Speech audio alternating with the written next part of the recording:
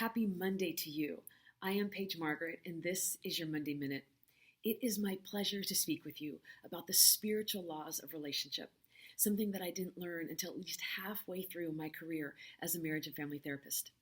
Now, if you've been following me lately, you've heard me say that relationships have changed in and of themselves as well as what we want from them, that we are no longer having the relationships that our grandparents or even our very own parents did. Relationships have changed themselves in that they are nowhere near as rigid or as socially constructed and informed as they once were. Nowadays, relationships are much freer and creative, and they're also much more individualized and personalized.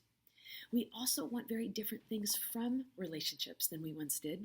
It used to be that we would seek out relationships to provide for us what we couldn't get on our own. And that might be money or a family or social standing or even companionship, someone to walk through life with. Nowadays, we don't want those things quite so much, either because we can get them ourselves or we don't desire them the same way that we did. What we want now is spiritual and psychological fulfillment.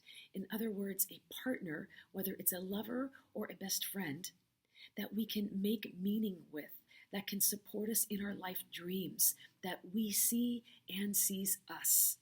This is where relationships are headed, and it's incredibly exciting. Now, popular psychology would tell us that there's 4 common and popular techniques to get there. Number 1, effective communication.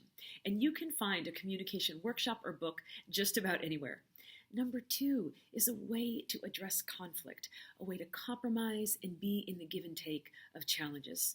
Number 3 is that it takes 2 people to be invested and visibly working on the relationship. And 4, that there would be a sense of balance and support brought to the relationship by both individuals. Now, these 4 techniques are lovely, and I have no argument with them. What I want to bring to the table is how we do these things makes all the difference. How we communicate, or compromise for that matter, can indicate and influence whether the communication goes fabulously well or very poorly.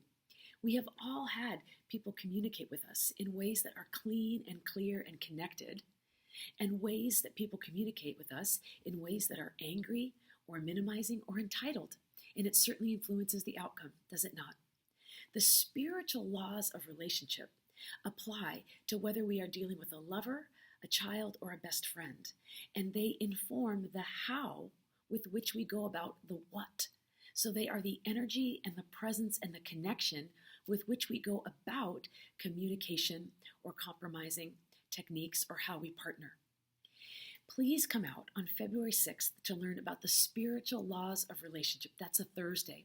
I promise that when we get these, the how, that we become clear and clean and connected, so that anything we do relationally is inspired and influential, is so worth your while.